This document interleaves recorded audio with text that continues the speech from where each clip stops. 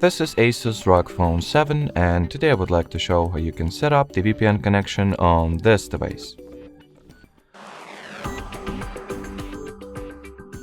So to start, you will need to download and install the free third-party app called TurboVPN. That's the tool that allows you to, connect your device to VPN at the first place.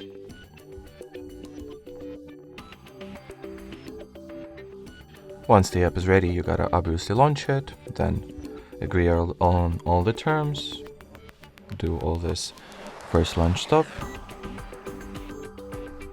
then skip the set, and in order to connect your device to VPN, simply tap at the caret icon over there, accept the connection request, and within a few seconds you will be connected to VPN.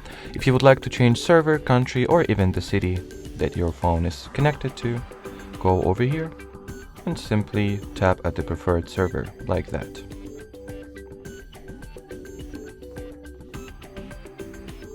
Finally, if you would like to disconnect from VPN or turn it off, simply tap at this cross icon over there, choose the disconnect option, and that will be it. So thanks for watching, thanks for your attention, and bye bye.